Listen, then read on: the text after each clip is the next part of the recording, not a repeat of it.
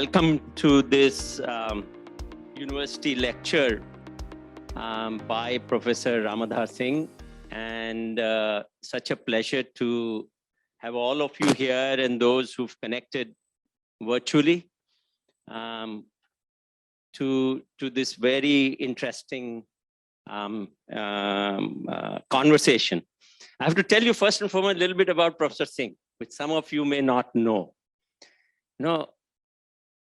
About several months ago, he was talking to me about Premchand. And I said, yeah, मैंने भी तो पढ़ा है, this and this. He said, तुमको कुछ नहीं समझ में आया होगा. So I said, why? She said, you've never lived in rural India to be able to understand what Munshi Premchand was all about. So your understanding would be very superficial as far as his writings are concerned. So I said, okay, then let's hear you. You've lived you've born in a farming community, in a family of farmers at the bounding district of Bihar and Nepal, in Nepal. So I said, okay, let's hear your understanding. So we are here today. And so delighted to have the privilege of introducing Professor Singh to you. I met him more than a decade ago in Singapore. I just walked into his office and I said, okay, you've been here for long. Why don't you come back to India? And it's a very audacious thing to say to somebody who is a full professor, very well-known psychologist at the National University of Singapore. But you know, Professor Singh is a very different kind of person. He listened to me. And after a little while, when I went back and I wrote a letter to him, he wrote back saying, okay, I'm coming. And he moved back from Singapore to Bangalore at that point of time. It talks a lot about him as a person, a phenomenal scholar. And I'm going to tell you a little bit about that world that he has lived. But more than that, you know, a very keen eye as far as the world of psychology and behavior is concerned. And many of you who've interacted with him would know his ability to drive through the questions, drive through very deeply on the methods, and his ability to really focus on what is the right question in a very curious, often at times childlike manner.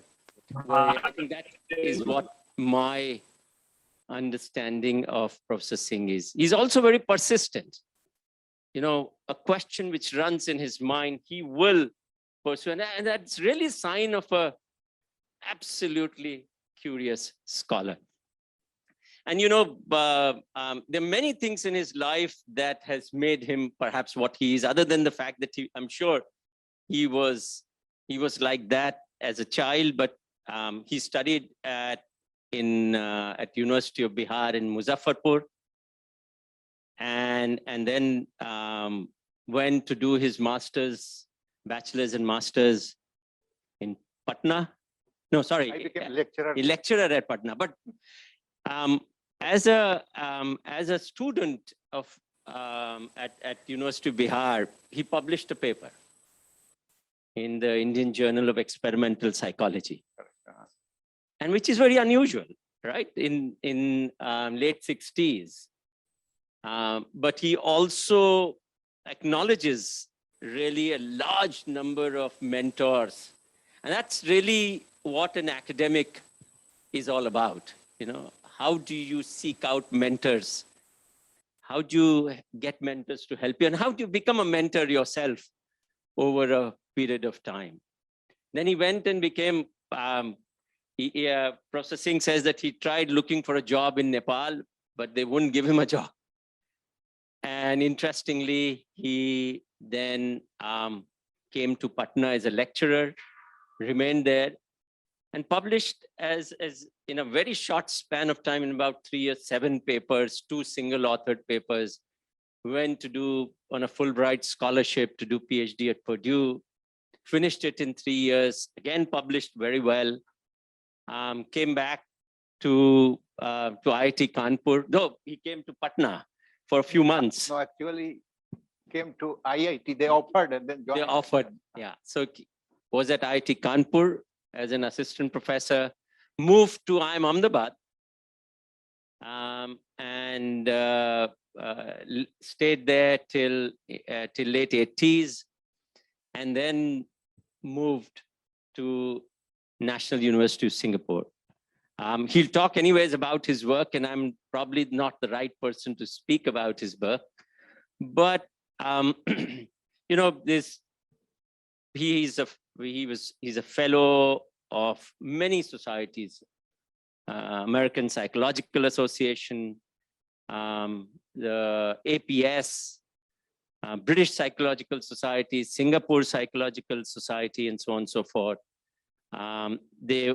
I think APA also has recognized him as the face of Faces and Minds in Psychology, which is a very prestigious recognition by the peers. He's been recognized as of recently with a Lifetime Achievement Award for research contribution by IIM Indore.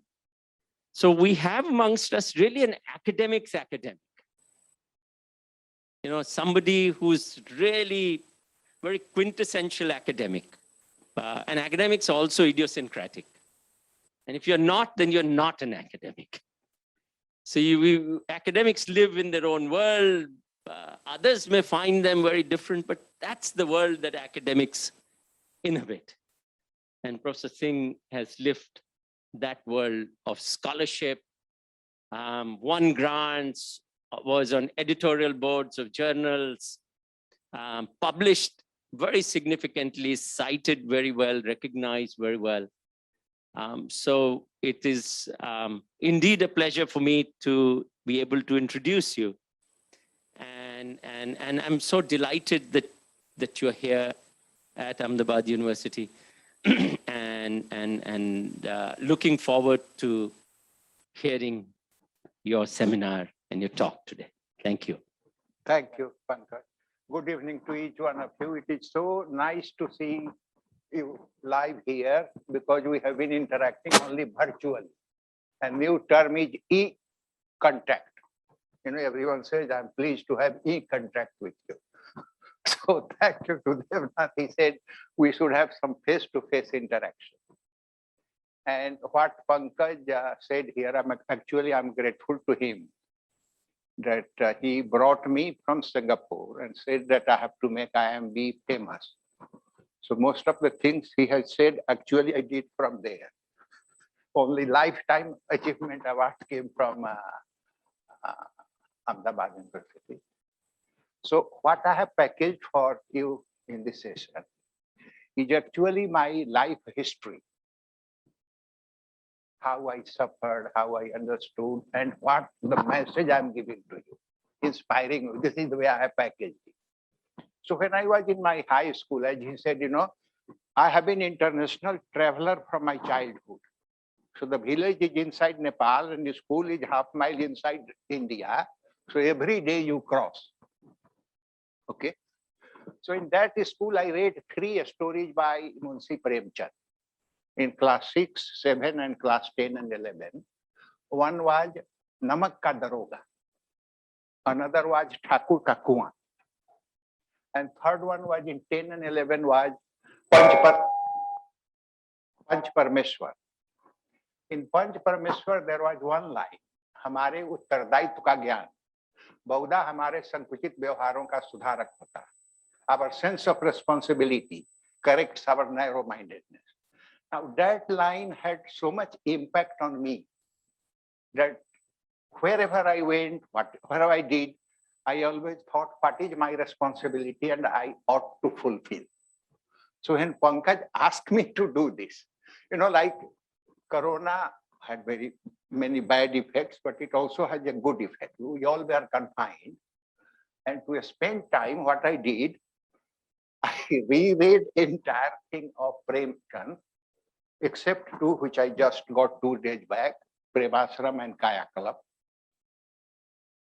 And from like a night from 10, I would lie on bed and read his stories, his novels, and like a crazy person laugh.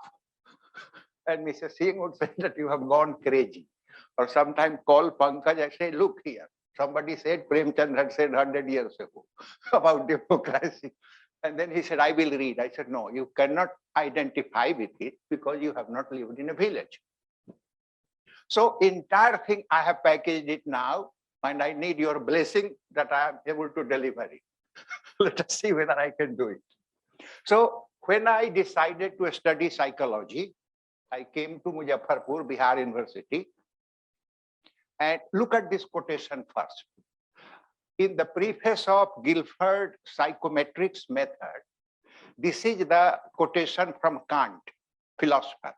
He said, the great philosopher Kant once asserted that psychology could never rise to the dignity of a natural science because it is not possible to apply quantitative methods to its data. The sine qua non of science, according to Kant, is measurement and mathematical treatment of data. So now you think like you marry a man and you find that he is not good. So I opt for psychology and said it cannot be science. You can imagine the cognitive dissonance. So whole life, whole life, I thought whether psychology can be made science. This is one, okay.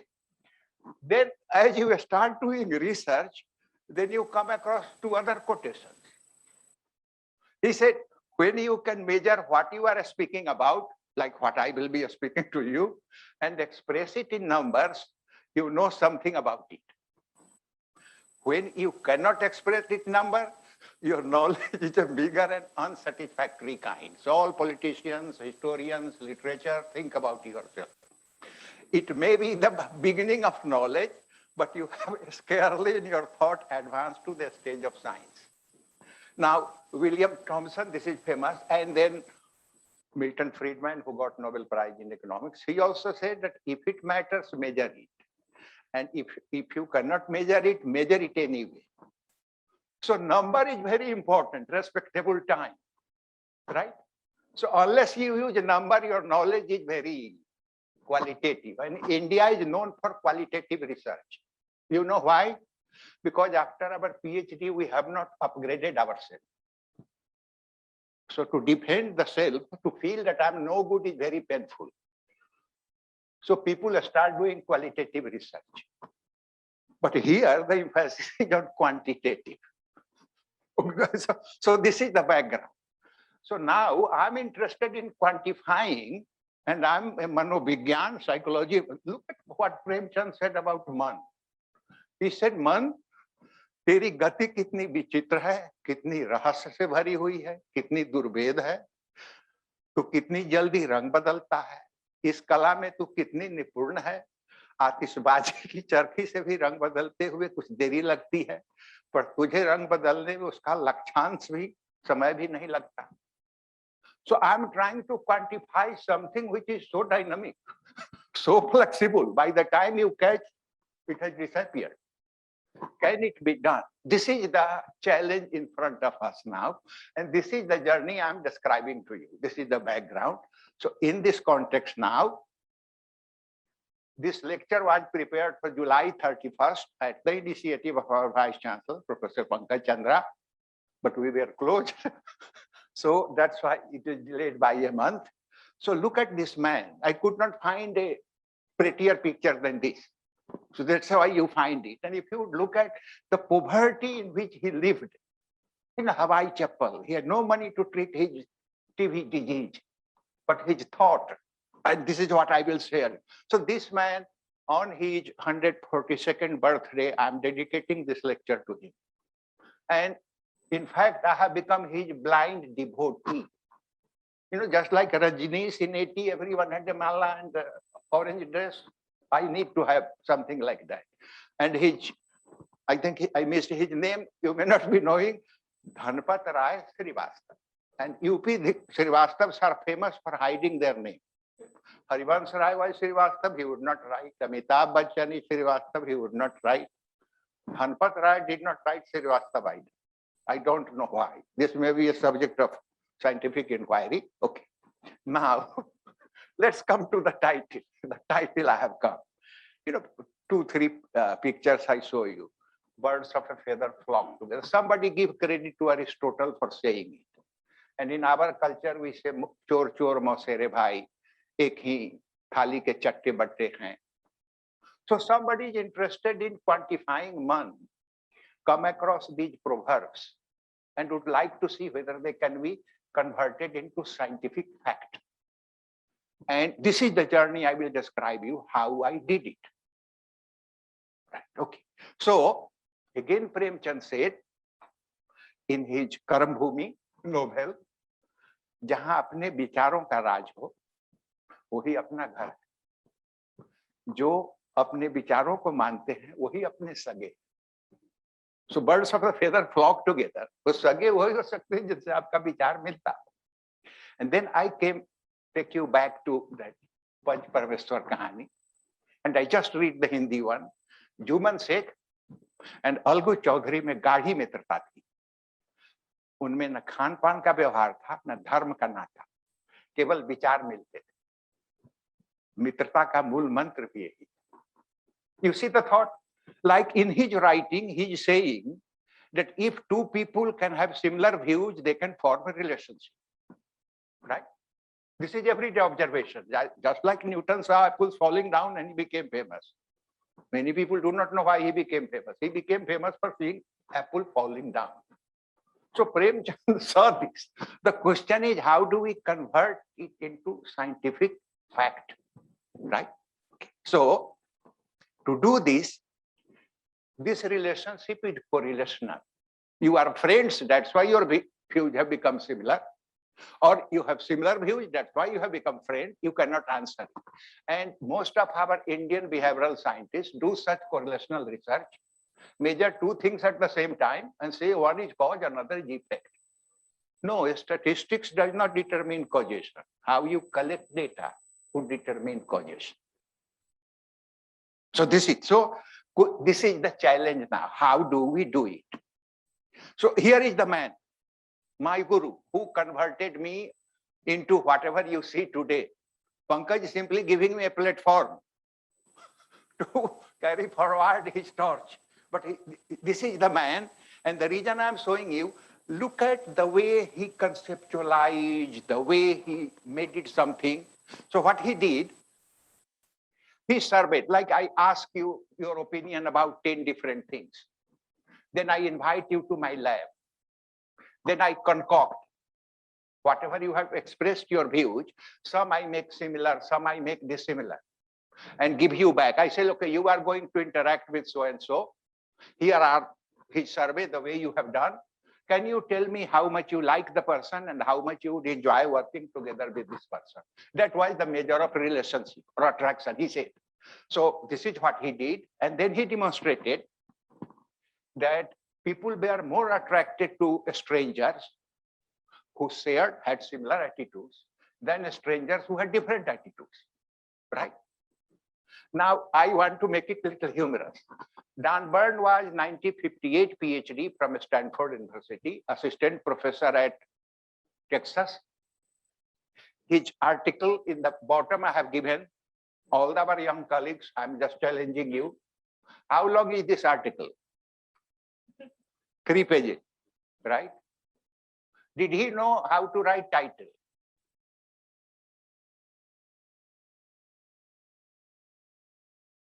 No, participate, please tell me. I'm not disrespecting him. I'm saying how scientists grow. He did not know. He has written interpersonal attraction and attitude similarity. It should have been otherwise. Attitude similarity and interpersonal attraction. Because we want to say that similar attitude is cause of attraction, but he's writing in a reverse way. So must have written paper in a hurry, just like you all do for your confirmation. But this is the way we grow. 3-page article which is still being cited and stimulating research, right? And he did not know how to write title.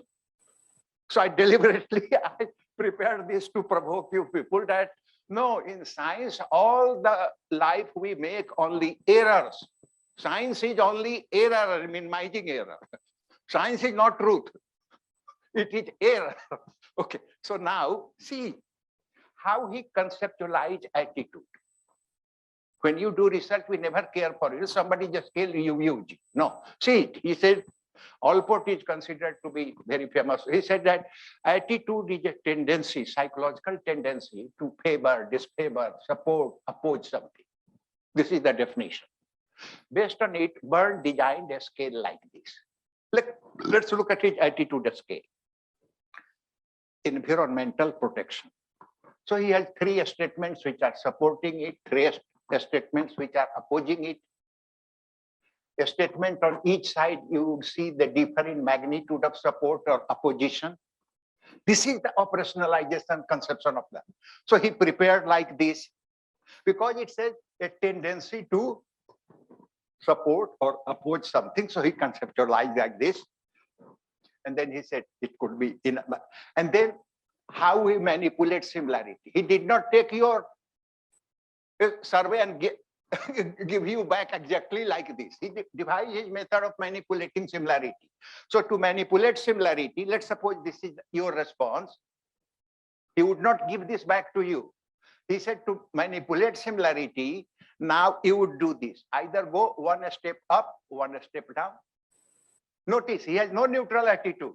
Support, opposition, favor, disfavor, right? To manipulate this similarity, go three steps apart on the other side. So if your response is this, make this as dissimilar attitude. You may ask why. If I give you back, you would become suspicious. You are cheating me. You are giving me my own and telling me this is another person. So just to create reality, to convince you that somebody has participated, he designed like this. So though he did not know title, how to write title, he did the experiment correctly. So that was the reason how to create a feeling that it is a reality, it is truth, it is somebody's attitude. He created like this. What is his measure? Earlier, his attitudes are 6-point scale, and now you have 7-point scale. It has neutral. How much you would like the person, how much you would enjoy solving a problem with him, working with him in a lab, experiment, something like this, right? And using this, he had varied proportion of similar attitude from 0 to 1. And just like Newton, he came up with this linear line and was so attached that he wished that this equation be written on the wall of Texas. Every time he would meet me, hey, my equation is predictive. And I would say, no, your equation cannot predict and have the same coefficient. It can have linear relationship, but it cannot have exactly the same thing. But you know, we get egocentric, as our vice chancellor also said, we get so, he said, is it predictive? He said, as long as it predicts, my equation is fine. We said, okay. So in 74 dissertation, to give some explanation, I also said, I said, look, exactly your coefficient cannot be replicated, but your relationship can be replicated. Fine. And this relation, and he called it law of attraction, just like Newton. Attraction is a positive linear function of proportion of similar attitudes. So when I teach research method, then I will tell you how this one gives you an idea how to do research, but today that is not the theme. But this relationship is so robust. No one has been able to say that this is non-replicable. No matter how you do, this holds true. With your friend, you disagree on one thing, next day you would not talk to him.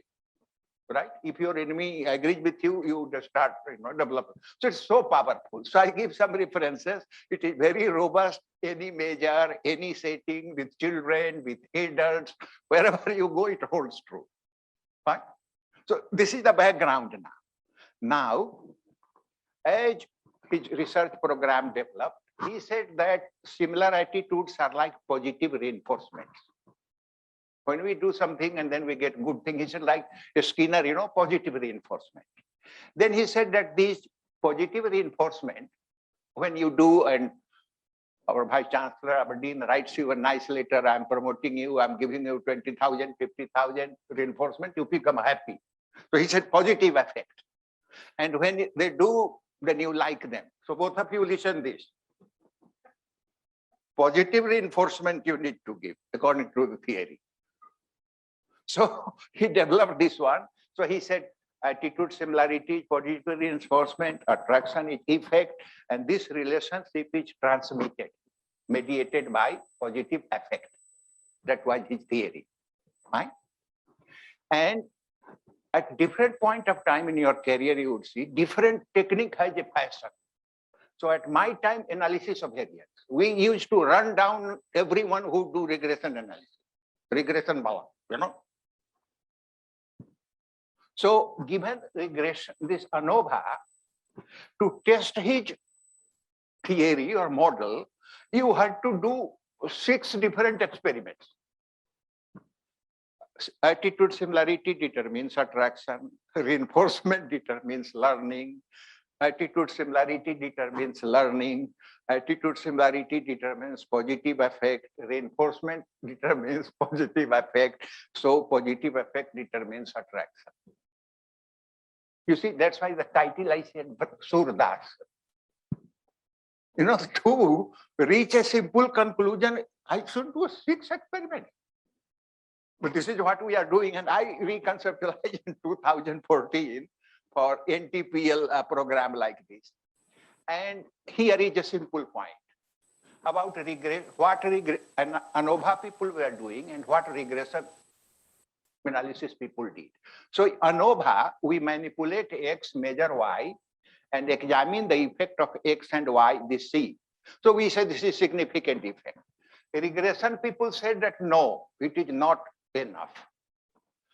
Manipulate X, measure Y, but in between also measure this M, which is mediator. Mediator is anything which transmits the effect of X to Y, right? So they said, no, we need to partition this C of ANOVA into 2 parts. One which is direct effect of X, and one which is coming through M. So any science you are doing, mediation analysis, same thing you do. So don't get frightened. If you do not know, come to me, I will teach you, it takes few minutes. All you need to do, how to tell the computer what do you need and how to interpret it. Okay, so this is so in 86, Barron and Kenny of University of Connecticut, they came up with this idea, the same thing I have reconceptualized here. So he said, from independent variable, dependent variable, and the effect coming through the mediator, we can find out. And at that time, as you know, in any science, they had Sobel-J test, like A times B, is it greater than 0? How do we test it? Because we have no data. So Sobel test was.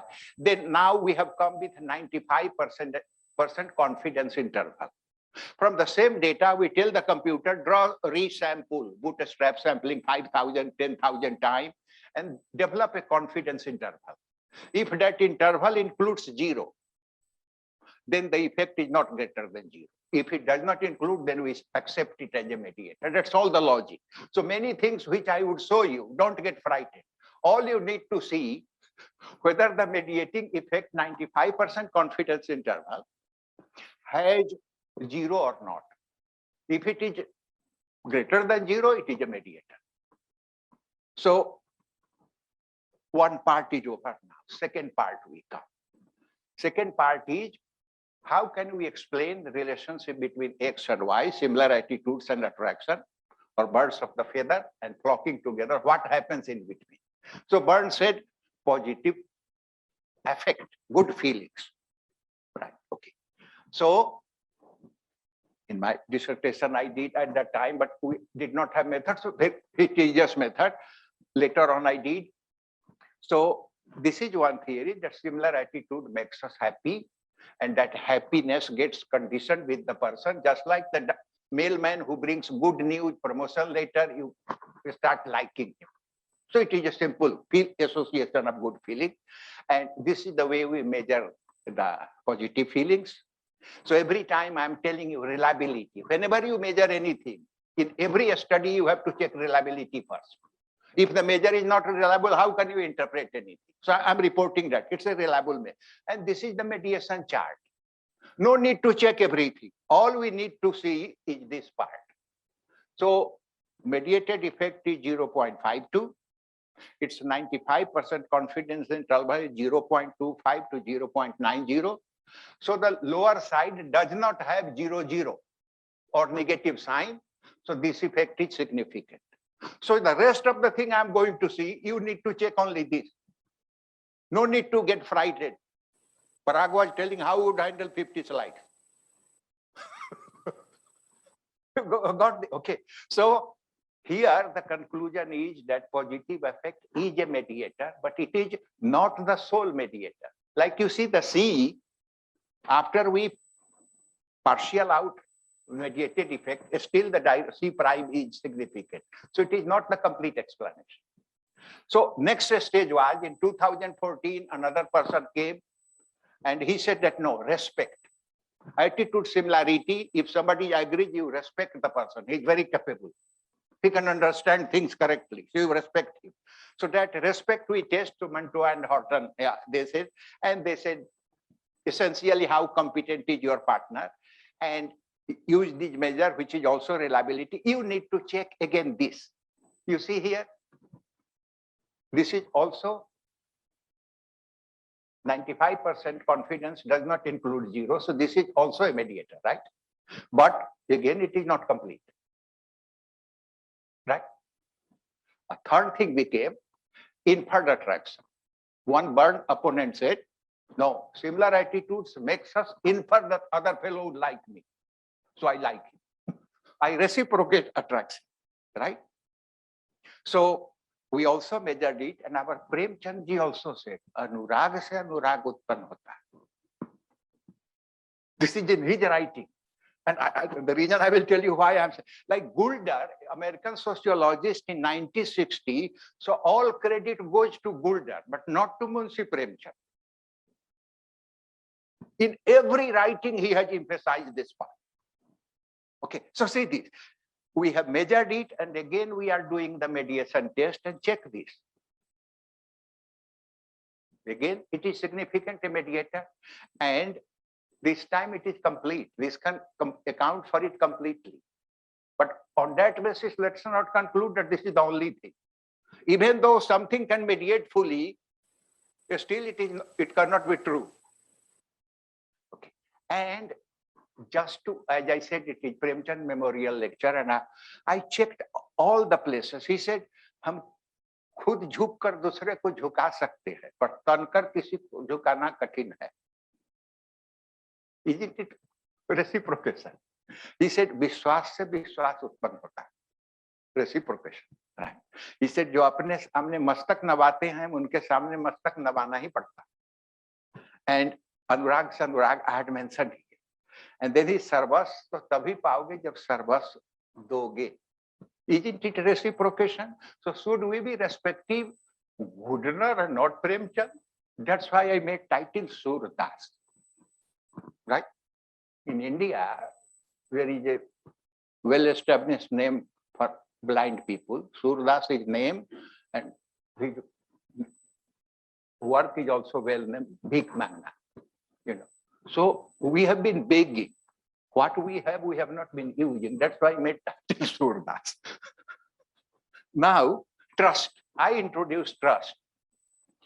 In 2015, I published a paper that no, actually, if somebody agrees, you trust the person that I'm safe in his or her company. Now, Premchand also had said it. Bharosa pyar ke liye pehla kadam. To find this reference, Gita, Sanjay, we all had to difficulty where to find, so we found it is finally in Kaidi story. Helen and Ivan had this interaction that Bharosa pyar karka pehla kadam. Okay, so we tested it, trust with this one, and again you see the mediation. It is. And so what would you say? Reciprocation is a full mediator or trust is a full mediator. Now, these are the four things we have learned. But actually in Byrne, before he came up with the idea of positive affect, he said that when somebody agrees with you, he or she is validating your worldview, that you can understand the world correctly. But he could not test it very well, demonstrate, so he abandoned it. I thought this is these days when you post anything on social media, what do you look for? How many likes you have? Isn't it validation? After this talk, right, what would I look for? How many of you think that I did a good job? So validation is very important, no? So I designed what he said. No, first, let's look at what Premchand said about trust. He said, haram ka mal akele mein mushkil se bachta hai. Like you go to AMC, police, they are very cooperative, they trust each other. If anyone would take without and not share with other, then that fellow is in trouble. So this one, I think, is indication of trust. Okay. उससे वह विश्वास कहाँ था जो प्रेम का प्राण है. This is trust. No? जहाँ विश्वास नहीं है वहाँ प्रेम कैसे रह सकता है? And भरोसा प्यार. So you see, both reciprocation and trust are actually Premchand's idea. And he was never acknowledged. None of these psychologists opened their eyes to his contribution. And perhaps I was also foolish that I did not pay attention to it. But actually, I got my cataract removed now. So let's come back to validation now. So validation, Byrne, Nelson and Reeves in '66, they had mentioned this, but they abandoned it. I thought, no, let's do that. So what we did, we created two kinds of similarity. You and I agree with attitudes or with facts. Internet was established in 1990. Somebody agree, disagree. So this is verifiable fact. You can go to internet and find out. But whether internet should be used for pornographic film or not, this is attitude. And we said that no, similarity would be more important when we deal with similar attitudes than similarity of facts. So there should be interaction between issue verifiability and similarity. And that effect should be mediated by validation. So experimentally, I manipulated validation, issue verifiability, and then measured validation. And this is the way confirmed, assured, validated, approved. You know, I asked, how do you feel after knowing your partner? And look at this chart. Don't get frightened by again this. Now, incidentally, I never studied mathematics even in my high school. In fact, in one I got 0 marks. But luckily, Bihar had removed mathematics, so I could pass my high school. So don't get frightened. It's no need. करत करत अभ्यास से जड़मति होत सुजान रस्सी आवत जात से सिल पर पड़त निशान. So if you practice, you can do it. So what we demonstrated here, you see the interaction. Predicted interaction held. Similarity had a stronger effect when issues were non-verifiable than when they were verifiable. And I'm showing the two kinds of effect. What is the magnitude? So you see at the bottom, similarity effect was mediated by validation in a stronger way when issues were physically non-verifiable, unverifiable, than verifiable, right? So 5 things I have demonstrated. Just like I show my palm to you, and 5 blind men, each one is seeing my each finger and thinks that this is my palm. So up to this stage I have brought, right? So we wanted to explain why similar attitudes draw people together, and 5 blind men came up with 5 different explanations, and that became my lifelong passion. And that number with this, in Free India book 4 in my class 10 and 11 in Bihar, I read this John Godfrey Sachs, 6 Blind Men of Hindustan and the Elephant. And the teacher who was teaching, he was laughing without understanding what he was teaching. He thought blind men are police. Actually, each of one is a blind man. So you see here, whoever touched which part of the elephant thought it is elephant. This is all we do in our research. We use one method, one hypothesis, one theory, and think that this is truth. But it is not just John Saxe. It is not just Munshi Premchand. I will also come to his quotation. Even uncertainty principle, which they teach in our high school, right? So Heisenberg had also said that what we observe is not nature itself, but nature exposed to a particular method of questioning, right? So we study and forget. Now I'm able to understand. So when I said to our Vice Chancellor, Professor Pankaj Chandra, you would not understand Premchand. No, you have to be at a particular developmental stage to understand. Same thing you see in childhood, and I see now the different picture we have. Okay, so you said that's why you say what we know makes us blind to what we do not know. That was the reason of giving this title to you.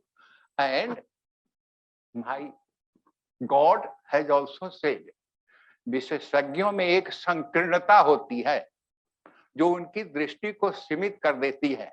वह किसी विषय पर स्वाधीन होकर विस्तृत दृष्टि नहीं डाल सकते. नियम, सिद्धांत और परंपरागत ब्याह उनकी दृष्टि को फैलने नहीं देती है. Is it different from Heisenberg? But we give credit to Heisenberg. Nobody cares for Munshi Premchand. Okay, now, third part now I am coming. So again, I'm showing my palm. So far, you looked at my one finger and thought this is my palm, right? Now you are able to see 5. That may be also wrong. So this is a story I tell you. Now the total effect which I've seen, that C, we were partitioning into C prime and A time B. Now, if you start doing it in 3 cases, we could not explain completely. 2 cases we did. So can the picture be clearer if we consider all 5 together, 3 of them, 2 of them, 3 of them? That became my passion in the sometime around 2005, 2007, that was the history. So this one opened my eyes a little bit, and I give you 2 interesting things. In 2007 paper, here is one experiment I performed.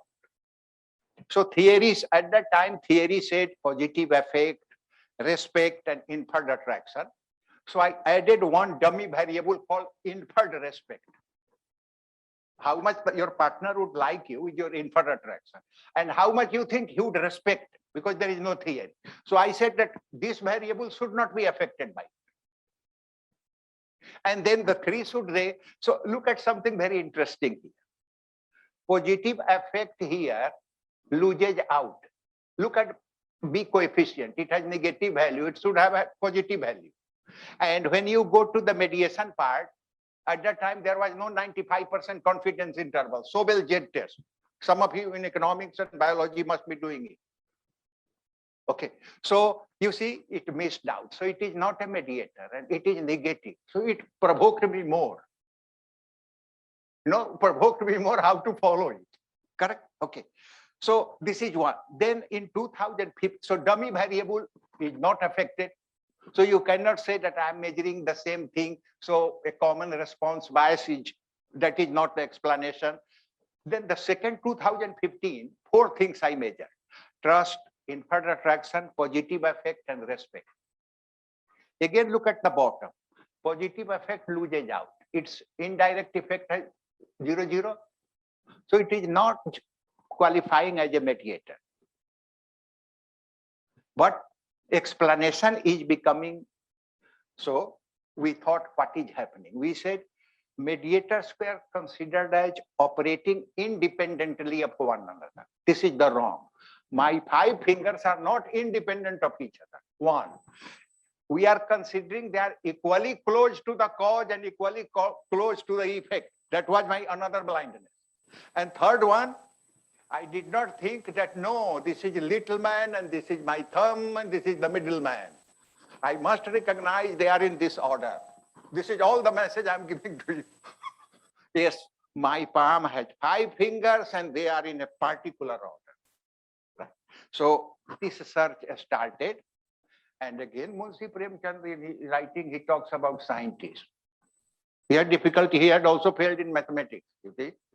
So when UP government removed, then he passed from Queen's College high school. You see? So he says, अंधे सूक्ष्मदर्शी होते और ठोकर खा के हम सावधानी से पैर उठाते. But you see, like his understanding of scientific process. So sequential mediation I tried first. This paper is published from this university by name. Okay. So what is this sequential mediation? Don't get frightened by it. It's very simple. Instead of one, there are 2 mediators. Mahinder gets frightened whenever I say do this. But I will build him confident, you know. So you see here, so from 1, I have made it 2 now. And all we need to do, if you go to the mathematics part here, we also need to find out dependency of mediator 2 on mediator 1. So he said only 3 things you need. You see, A, B2, and dependency of B on 1, 3. This one would tell you there is effect of A, there is effect of dependency of B to A, and then effect of B. Right? This is all to be done in this. So we need not. So when I tested it, just like the first one you see, if we say positive effect and validation are the 2 mediators, you see, again, validation loses out. But positive effect survives. So Byrne would say, I was right, I told you, abandon it, right? Then I did another thing. I put validation as first and positive effect as second. You see at the bottom? Yes. Once I made appeal to my dean, I have become redundant. Now my dean is dealing with the president. Does it mean that I'm ineffective? No, my effect is on my dean. Now he's dealing with the president. You see here? M is deactivated. First one is deactivated. Once I have given the message to the next mediator, I have become deactivated, passive. But it does not mean that I'm ineffective. But if you reverse it, you see here, if you put effect again, we will reach the wrong conclusion that only positive effect matters. Right? This is what I demonstrated. But should I be satisfied with this? No. I said, now let us start more and more. So validation, respect, and trust. Put the 3. Editor said, oh, it's very complex, so analyze only 2. So in footnote, I said, but with you, I share you what I did. And we had one colleague, Chirag Darji, who would come to my home and help me do it. But now I think he's leaving. So I felt so sad last night, you know. Now you see this chart. If we put validation, respect, and trust in a sequence, you see that one, then you would be able to see that validation by itself does not survive, but it does have sequential effect through other mediators. But if you put trust first at the bottom, all others are redundant. Just like my example would be, if Vice Chancellor is interested in somebody, then deans, heads, we have no meaning, right? But if from the bottom, there is a sequence. So a proper order of causation, a causal network we have to understand. Otherwise, we will declare some effective ones as ineffective. This is the contribution. The second one I did. So put positive effect, respect, inferred attraction, and trust 4 together. Almost same conclusion you would find. Now positive effect loses, but it has effect through other mediators. Just like parallel, it has missed again in sequential, it misses, but it does have some effect through the succeeding ones. That part we have to recognize. But if we reverse it, see the picture again, 2 of them, both positive effect and respect become redundant. So 1 mediator, 2 parallel mediator, recognizing their sequence, they operate in this way. If we do it, validation, positive effect, respect, inferred attraction, trust, then we are able to explain things and recognize everyone. If we start with only vice chancellor, the rest of us become redundant. This is a simple example I would give in terms of, right? Okay. So you can see here the things which can survive at the right sequential order would become redundant if we conceptualize in the wrong way. This is all, we did it. Now, when I did that, there was some confusion about role of positive effect and inferred attraction. So I did experimental study. Manipulated mood, high and low positive mood. And then I said, your partner is interested in working with you or not particularly interested in. So just like that validation, again, I predicted interaction, that partner attraction would be more effective when you are in positive mood than in negative mood. And that relationship would be mediated by trust.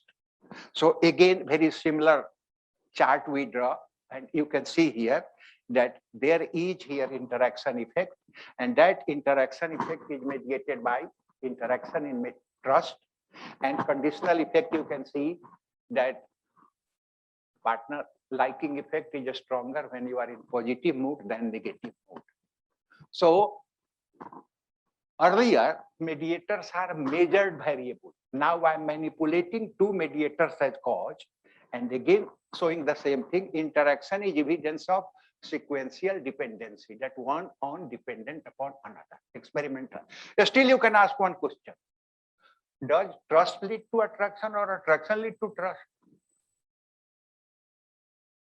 Now, that required me to do some kind of structural equation modeling. So what I did, first time I manipulate attitude similarity, measure trust and attraction. Second time I said that this fellow's reputation as trustworthy person.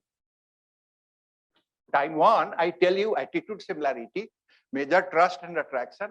Time two, now I tell you what people say about his trustworthiness of this person, measure trust and attraction, and analyze the data in this manner. Frightening? No. You need to know what to buy from which shopping mall. So all I'm interested in seeing here, first, does this model give a good fit to my data? You can see at the bottom, I have very good fit, but that's not enough. What I'm interested in, attraction does not predict trust. Attraction of time one does not predict trust of time two. So causation is from trust to attraction, not vice versa.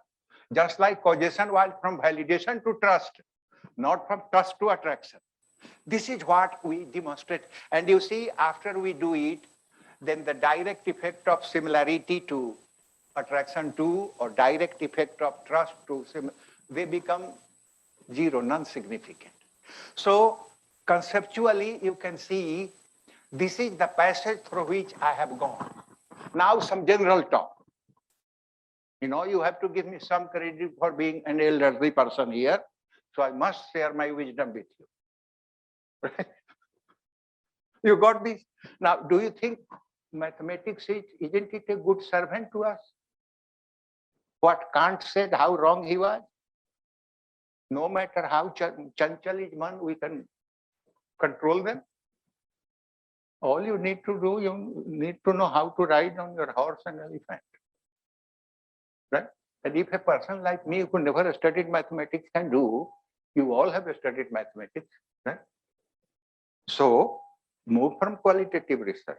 Now, my professor, when he wrote Attraction Paradigm in 71, he wrote last paragraph in that book. In any event, the attraction paradigm represents a continuing program which may constitute a useful model for other research. And if it has anything to offer, should continue to grow and change.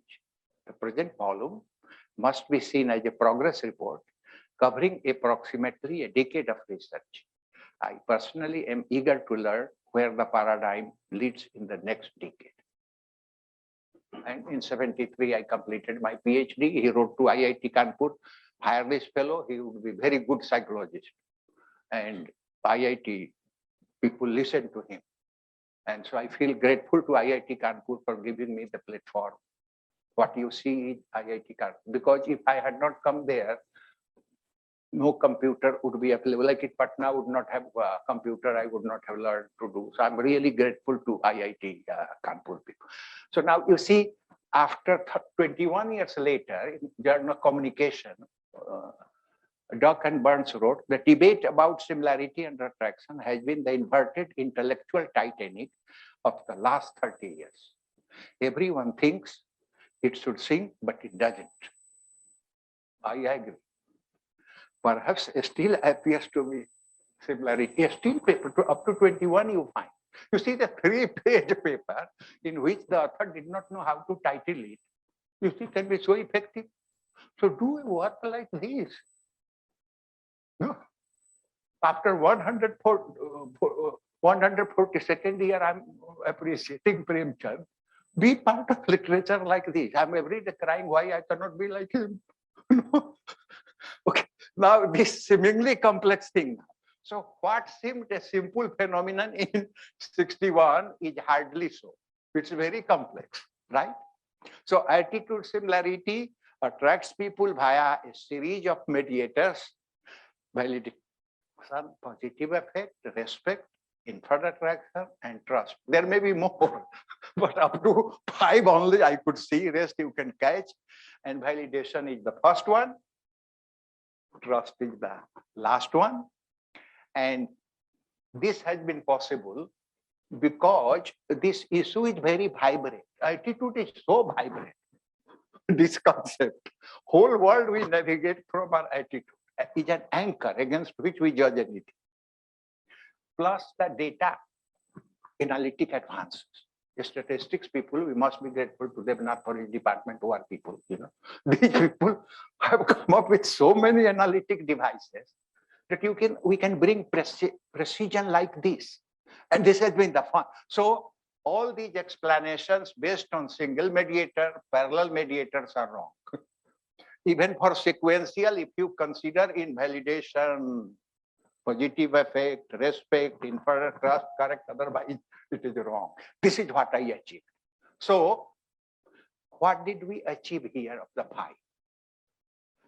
You validate my views, look at likes for your post on Twitter and Facebook, no? I'm not on either, you see. Positive effect also helps you. Other fellow would like you, helps you. You trust him because you are safe. These 4 are self-service, in the service of our self-interest. Only respect is outward, middle one. Otherwise, the beginning and end, we are looking for what is in it for me, right? This is the basis. So only respect is different here. And such supremacy of self-serving or self-interest goal, right? 500 years ago in Ramcharitmanas, Tulsidas said it Kiskindha Kand. When Ram took help of Sugriv to kill Bali to go to Lanka. There Tulsidas has written, and Sudhir sent me wrong reference. When I started whole Ramcharitmanas, you see, like some of these Hindi books you cannot cite, they have not indicated when it was published first. So I had to count, you know, sanskaran to guess. So he said, Suranara Muni ki yahi sab riti.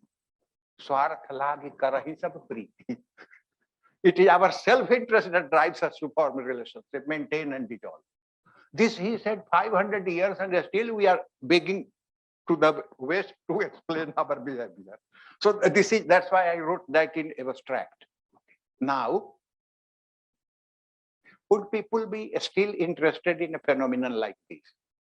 Birds of a feather flock together, or chor chor machre bhai. You know, my neighbors are creating problem in Goel Park. Deliberately I wrote that title and said to them that I'm talking, come you. They thought that I'm talking about them. So now see here, in 1935, Allport, which definition I gave to you on attitude, he said attitude is a central concept in American social psychology. In 1961 years later, Mansfield, a British psychologist, he said, attitude is still at least one of the most indispensable concepts in social psychology. Right? So, what we should not be surprised that interest in attitude similarity effect on attraction would remain vibrant as long as we have attitudes, right? And I predict so. So again, I write a quotation, and to make humorous little, I will add name of Devnath and Pankaj Chandra a little later. So in that article, Psych Review, it says, it is difficult to imagine a person who is impartial, I'm emphasizing it, toward all that he or she encounters, and it would be odd to have someone say, I'm completely neutral toward my family, my job, my dog, Pankaj Chandra, and Devnath. Once you have formed attitude, we can't be objective. That's the anchor against which we navigate our world, right? So, I also want, now there has become a big fashion in this country, Indian psychology. Indian psychology is mythology, literature, philosophy. They are saying it is Indian psychology. No, they are imagination, they are thoughts, fictions. They have to be converted into scientific facts the way we have done. So that message I'm giving to them, right? Okay.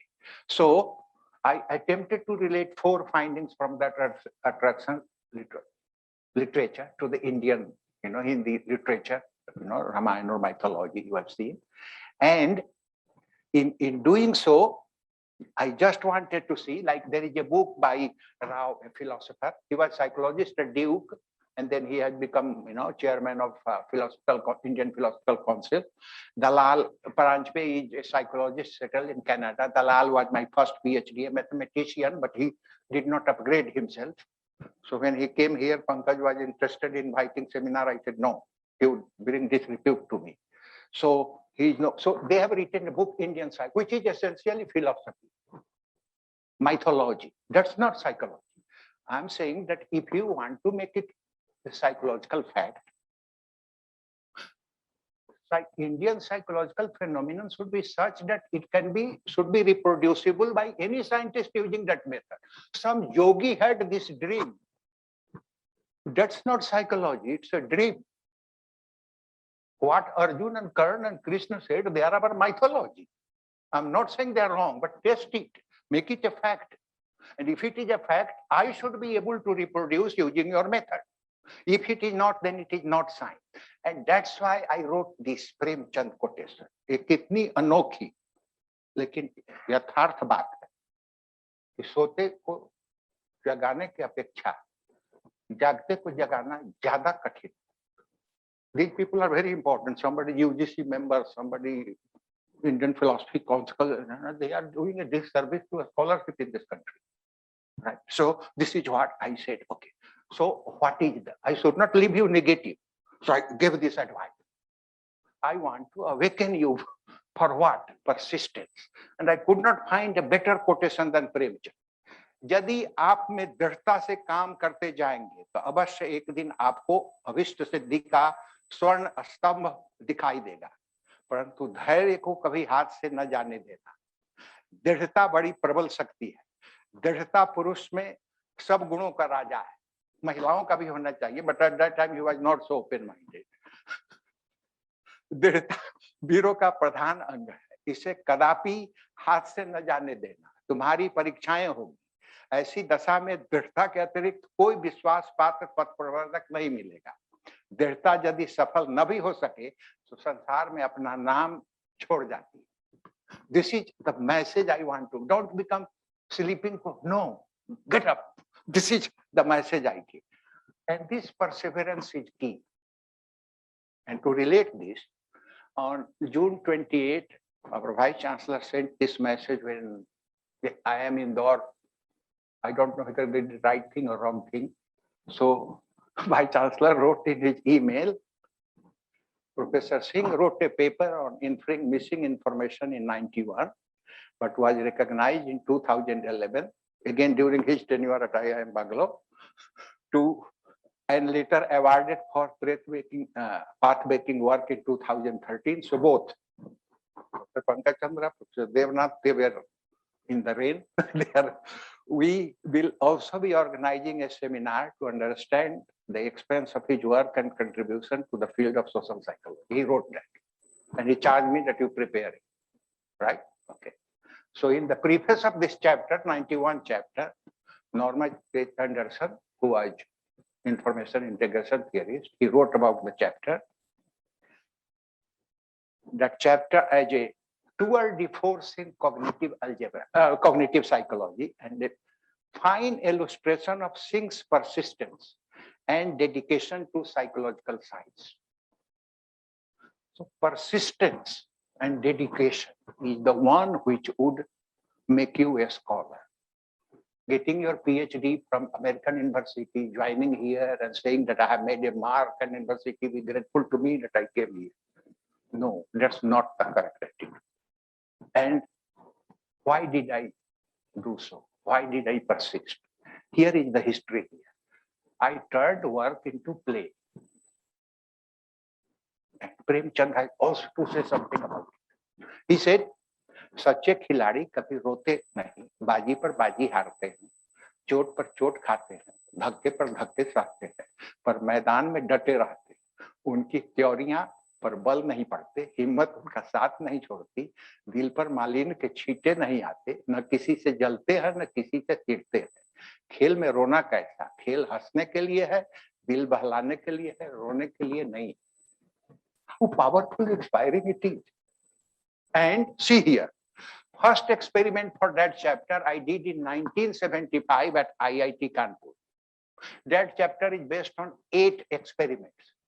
8th experiment was done at IIM Ahmedabad in 82. Made that work results public in working paper in 84. Wanted to publish in Journal of Experimental Psychology General, but Anderson said, give me for my book, and I gave. And he took 7 years to publish it. 91. In 2011, Ohio State professor spotted it as the most underappreciated, important work, but most underappreciated. 2011 and 2013, APS thought that I am faces and minds of psychological science. You see the history. So took 38 years to reach there. Just like, you know, that Nausad said that in Bombay, he used to be on the other side and it took years before he became music director. So persistence, perseverance, your dedication would take you to wherever you want to do, right? Okay. So with this now, I bring you and thank you very much for sparing your time here. And I hope, Pankaj, I have met your expectations. So thank you very much for being here. And Rag, 1 hour, 7 minutes only. And then he took time in introduction. Okay, open to.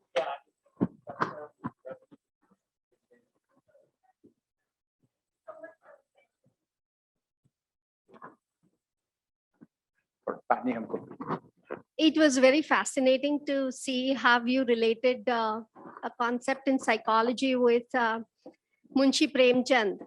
My question may sound a little silly, I'm not sure, but this attitude, can attitude be cultivated or is it fixed? Can it depend on situations or people you are meeting or probably their status or an anticipation for positive reinforcement? Okay, no, let me just. You see, like originally when I became psychologist, at that time they used to say attitudes is an acquired behavioral tendency, means we learn. But later on in 91, Abraham, he was also Purdue PhD, now I forgot his name. He said that no, some attitudes are also inherited. For example, if parents are miserly, then you see some children are miserly. One can say that one have observed. But let's suppose if somebody's maternal uncle is miser, and the grandchildren who are not living with them, So taking fraternal twins, identical twins, they are saying some of the attitudes we inherit, it is not acquired, right? But some attitudes we have, some attitudes we build spontaneously. From the question I ask, you can also develop attitudes. So they have direct attitudes, indirect attitudes, but this is very powerful navigating device which we have. And that's why that 2000 quotation I gave, that this is actually the anchor against which we process information. Okay, thank you. Yes. Hello. Hi. Oh, sorry, someone else?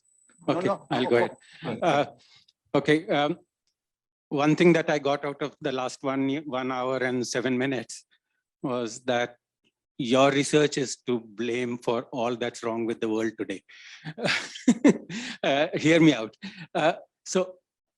Attitude similarity leads to attraction is what has gone to its extreme in the world today. It's such a polarized world where people are in their attitude similarity bubbles. So anti-vaxxers only listen to anti-vaxxers and vaxxers listen to only vaxxers. Democrats listen to Democrats and Republicans listen to Republicans and Sanghis listen to Sanghis and so on. So what we these days call the echo chamber or echo chamber, in which we are in a bubble and we are literally birds of a feather flying together. But the world today needs birds of different feathers flying together, because otherwise the way polarization is going and being exacerbated by social media, especially things like Facebook, is we are not talking to each other. We are talking over each other and talking only to people who have attitude similarity to me and listening to them. So yeah, all of this is great, but how do we reverse this so that we become attracted to attitude dissimilar people? Because that's the only way. Rabi, you have taken too much time to ask your question. You are simply saying we should tolerate dissimilarity. Yes. Right, that's your question. Actually, to tolerate, democracy would survive only when we have tolerance for divergent views, right? What we have discussed here is a spontaneous reaction of people, how they do it. But given putting your time and effort, one can take this perspective that you have a right to have your own attitudes. I have a right to my attitudes. And that's why in management school, they teach you, let's agree to disagree. No? So we have to, but to have that tolerance, we have to put time and effort it requires, which we are not putting. And that's why the world is getting polarized. But ultimately, human survival would depend on tolerating divergence. Even in organization, when we are saying, let there be diversity, we are promoting it, but human nature is like this. Otherwise, you would not have all these rules, regulations, just to control them. But I agree with this is what it ought to be done. But what I have described it, this is what actually happens. Like Premchand was Yatharthvadi. Shankar Prasad was Adarsvadi. So you are talking about others. I'm talking about Yatharth. I hope I answered. Yeah. So I will still remember your guru. Yeah, right? answered it fully. I'll just pass it on. The point is that we will otherwise remain in this vicious circle of not listening to each other. You should remain. And if this is human nature, then how do we go against human nature and make people break their bubbles and their echo we chambers and decide come out? not to remain human being. So a corollary to Ravi's question. Yes. Okay. You showed very nicely that there are mediators for positive attitude. Is the reverse also true? For negative attitude, are there similar mediators? Has anybody tried to identify what this is? You see, like in 80, you remember that 86 paper I cited, Barron and Kenny, that mediation analysis, he said, no, let us not run down the regression people. He said regression analysis can open any. In the same issue of Journal of Personality and Social Psychology, Iowa professor Rosenbaum published a paper saying that whatever Burns said is wrong. Similar attitudes do not lead to attraction. Dissimilar attitudes lead to repulsion. the point which Ravi mentioned, that we distance ourselves from those who disagree. So I spent several years demonstrating, and because they did not have created a proper control condition. Like you have to have similar attitude, dissimilar attitude, and a condition where there is no attitude. They did not know. So they left that credit to me, you know. So I devised that method and demonstrated that both similar and dissimilar attitudes determine attraction. But when we are cognitively loaded, these days, you remember, we are all overworked, we have no time, right? Cross the speed limit. In that case, we give greater importance to dissimilarity than similarity. But if we are cognitively free, then we give equal importance to it. So when Bird demonstrated linear line in 60s, right, or up to 70 at Purdue, it was not so pressurizing at that time. So both are true. When you are cognitively affluent, then we pay equal attention to both. Linear line would hold. Otherwise, the asymmetry prevails. So similarity, dissimilarity, asymmetry is also my contribution if you would go to the literature. And I developed method how to test it even without creating a control. Got it? Okay, good. Hello. So actually I wanted to follow up on Introduce, tell me your name. Oh, hi. Put the mask cut out for a second. No, because it has become difficult to recognize. Hi, sir. My name is Momita. So actually, I wanted to follow up on Professor Miglani's question. So as you said, we need to be more tolerant in order to appreciate diversity. So do you think it has an inverse relationship with wanting validation? Because as you were giving the example, do we post something on social media so that we can have more and more likes? So, so sometimes people may just post something just to get that likes, and people who have dissimilar attitudes or beliefs may not do it. So do you think to be more tolerant, we need to have less, we need to want less validation? You see, I showed picture of my professor, Dan Bird. Whenever we will go and talk to him, he would never say you are wrong.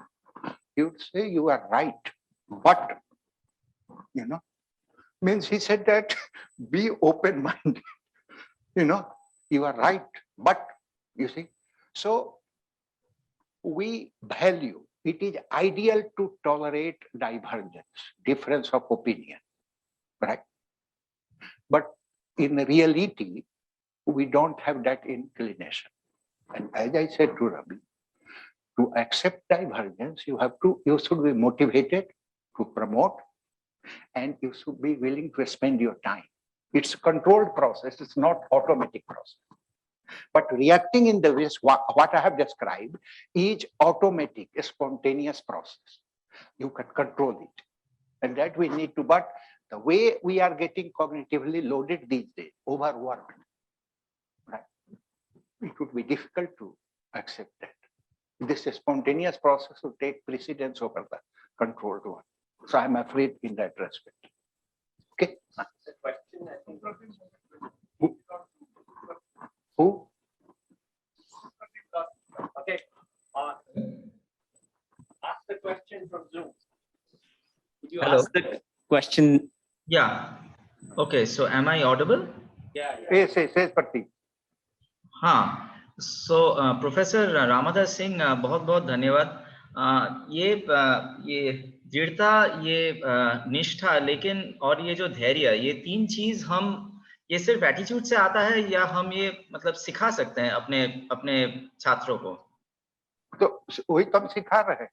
नहीं, वो हम मतलब कैसे उनके अंदर में हम ये डालें? No, you see, no, Pratim, something is within us, something the environment gives us, something we learn from parents, from our teachers, our mentors. But these days, parents have no time. Both of them are employed, so they give child rearing to the maid. Now, teachers also, they are under so much pressure these days, so that proper socialization may not be happening. Like, let me, if you allow me, I can say, the PhD, the time when I did PhD, the professor would make us a presentation, go, then take us to the conference, video, give us feedback. that we have to keep image of Purdue. So before he would take us to the conference, we will present, he would give us feedback. When I wrote the paper, he corrected 2 papers line by line, said, this is the way I'm writing. This is the way we write. I would not read your dissertation, you have to complete it. These days, there is no time. Like some of the people who came and presented here, did you find even punctuation error in my presentation anywhere? I respect you. This is what I learned from my professor. He said, you must respect the audience. These days, many people say, kuch kar dijiye.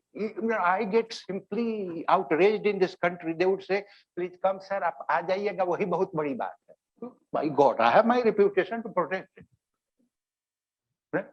So this attitude is purely, there may be something within us, something is coming through socialization in family, school, peers, right? But unfortunately, that part is missing up.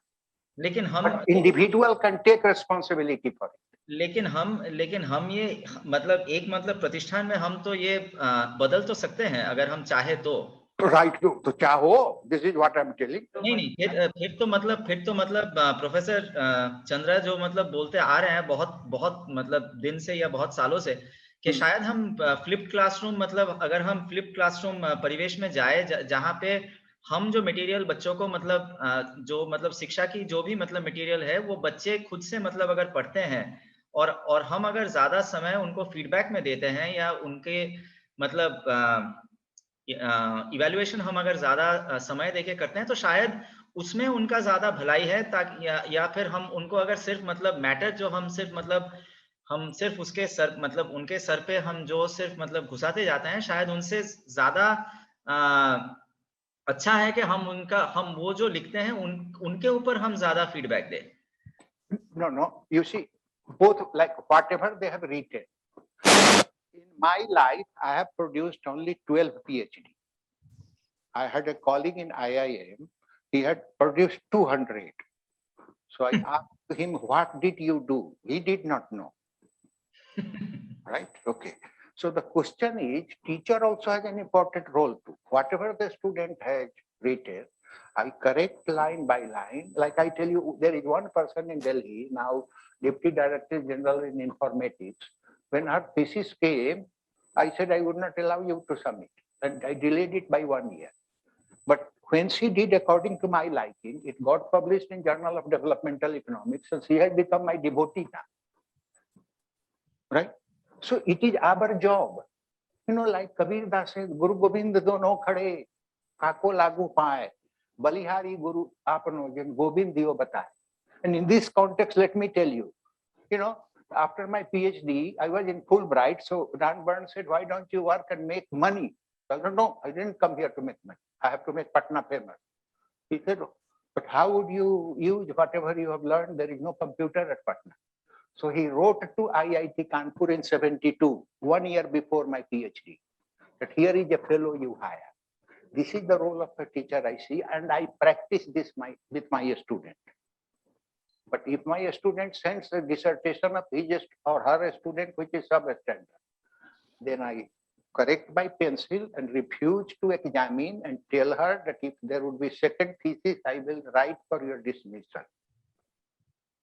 I practice that. बहुत Pratim? Great. Namaste. So So I practice what I preach. That's why some of you may be hating me. I will start from that only. It is my privilege to talk to you. I was introduced to you and your works by your student only, Professor Naganand. So I would. So my question, simple question to you is, what is your motivation to link this idea of psychology to literature? Because we are also building this school of liberal arts and all that, and we have all these deep discussions of how mind and mathematics is connected to literature and like that. So I would like to understand your motivation behind it. Deepak, as I have grown, like some of the things which I have shared with you, could I have realized or understood at your level? My answer would be no. it is also because of the stage where I have reached. And the question you have asked, like in one slide I did not read, I think Thomas Huxley has a quotation. Literature and science are not opposite of each other. They are two sides of the same thing. So in literature and philosophy, we have imagination, fiction, right? If we can convert them scientifically into facts, this is the message I have given. So when I started with Kant, or when he said that number cannot be used, and said man badi. So if we use a particular method and make it a fact which can be seen by anyone, like when we say phenomenon means anything observable event, right? But if one Baba Asaram experienced something, that cannot become Indian psychology. Correct. Or Rampal, from his milk bath devotee to drink, right? That's not science. If That is or Baba yoga, if we do yoga or take medicine, in biological sciences we have colleagues, if they do proper experiment and something is working, and they say this is a fact, and I verify it, that I would consider as science. But otherwise, mythology, literature, we supplement each other. They generate ideas. Most of the Western social sciences literature, they have picked up from here.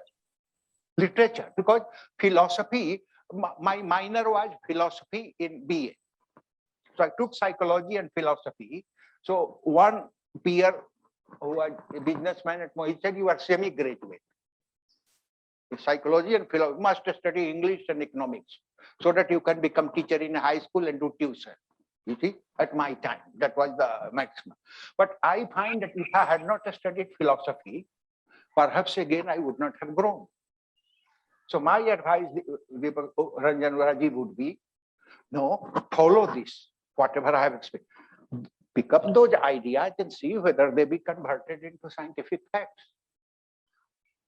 That is right. Okay. So maybe, yeah.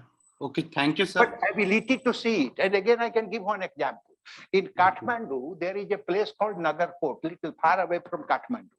So I did not know. So in Singapore, some of those Singaporeans who came told me, go and see Nagarkot. So I came and saw.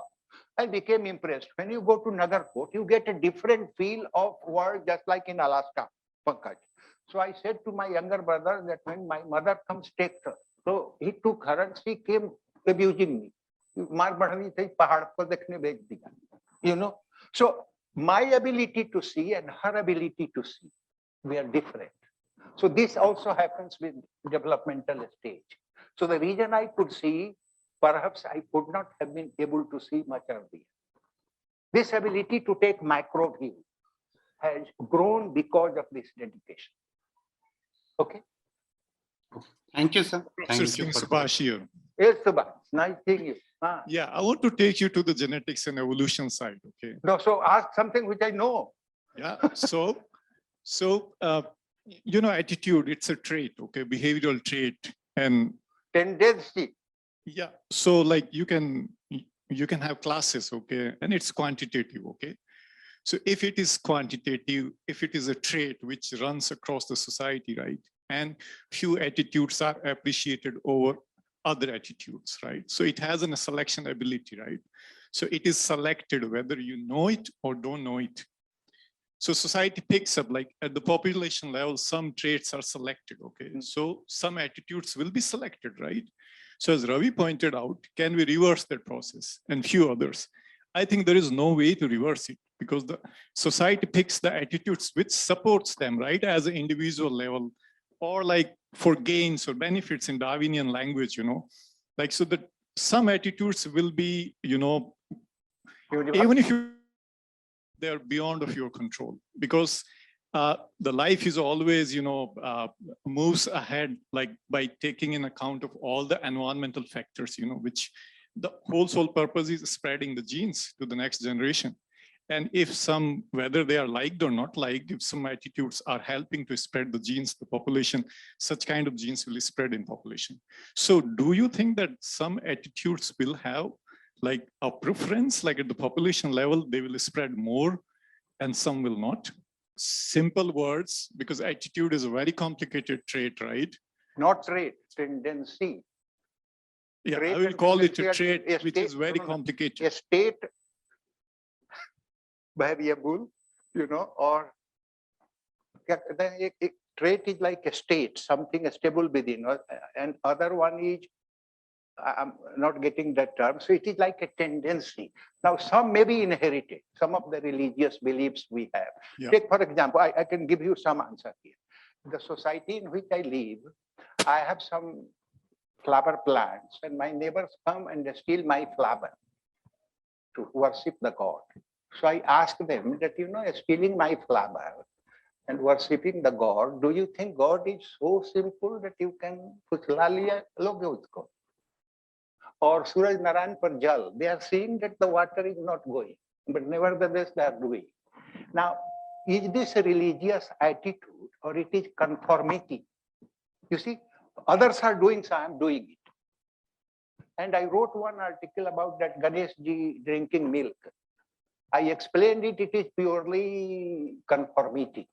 And I wrote that we have to develop scientific temper, the spirit of inquiry, question these things.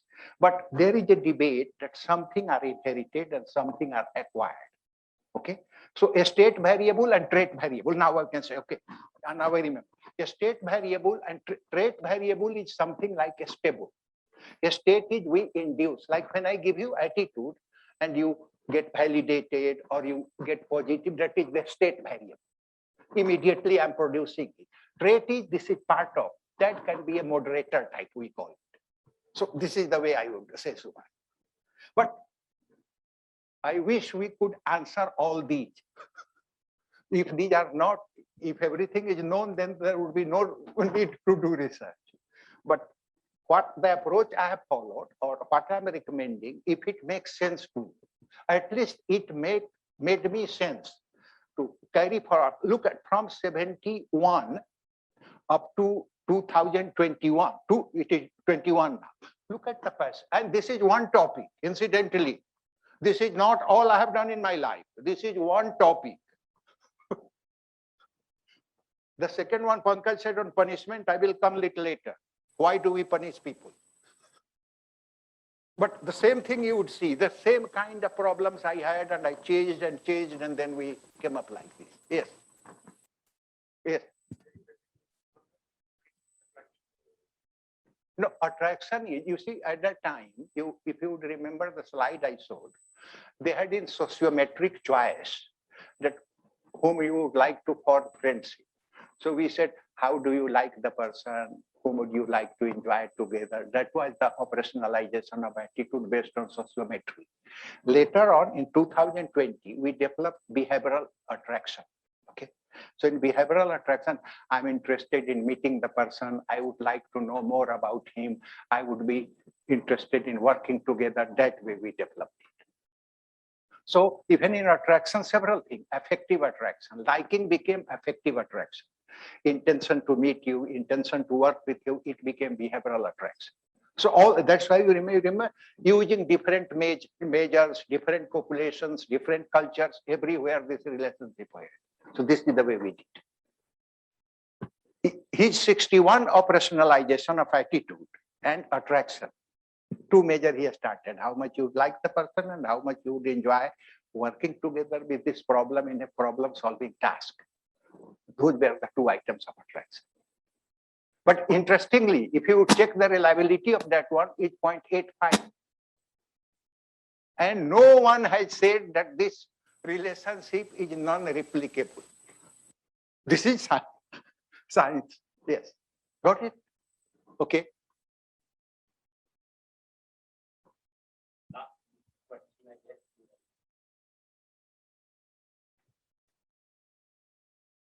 Thank you, Dr. Singh, for this enlightening lecture. Introduce Karo. So my name is Puneet. And oh, that education expert. I am. No. Puneet Arora. Puneet Arora. Yes, economics. Yes. So I work in the area of education, but I'm an economist by training. So I mean, my yeah, question. Behavioral economist. Yes. Yes. Okay.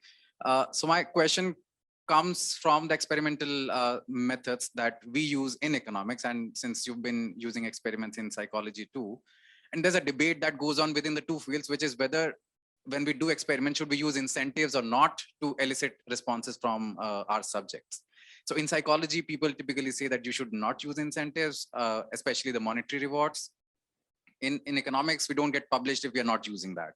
So I just want to know your take on it, like according to you, whether incentives should be used or no. Yeah. You see, that essentially, I had a paper in which IIT Kanpur student had volunteered. No, they volunteered and I paid them 5 rupees at the time in 70. In IIM Ahmedabad, when I collected data from manager, they volunteered without money. And then I demonstrated that IIT student followed difference model and managers followed ratio model in reward allocation. Submitted that paper to JPSP and they rejected it. They rejected saying that the difference you have shown is because of the fact not that they are manager and a student. You paid them 5 rupees and here you did not pay them 5 rupees. Okay, so that's the confounding problem. Now your question, how do I invite people to participate in my experiment? So all these neuroscience people or Duke's initiative in social psychology, right? They hire participants, right? So they say that I'm selling my time, right? I'm getting paid for selling my time, but they have no idea that that payment is related to the experiment I'm doing. So I think if they can volunteer, most of the psychology experiments are our introduction to psychology students. They sign up. We say this is part of your experience, how we perform. So we solicit it. But if we don't get it, then it is all right to hire them. So as long as we pay to everyone, so that one is a constant variable. No, but that becomes like the question, like we go for a survey and I said, does your company give you free lunch? So you are instigating them that if they are not giving lunch, you become negative toward your company. So that's a different kind of priming. But your question is that if we hire somebody for my experiment, if they do not volunteer, should we give them incentive or not? I would say give them. If they volunteer, fine, then all participants should be volunteer without any payment. If you are paying, then we pay the same thing to everyone. So there is no confounding. The main thing is keep all other things constant. If you want, I can prepare another. How to do a paradigm research, whether you are doing correlational or you are doing experimental. The same Byrne, he wrote, he said, how from one study you build a big structure, which most people do not know. They would associate with one professor, another professor, 20 different topics. No, if you know full literature in one field, you are a learned man. If you do in 10 diverse, it's very difficult to do. So give incentive, but keep it constant, and there is no problem. And incidentally, you people thought as economics is a science in which I will tell you tomorrow why did the prediction go wrong yesterday. That's why you have adopted our experimental method.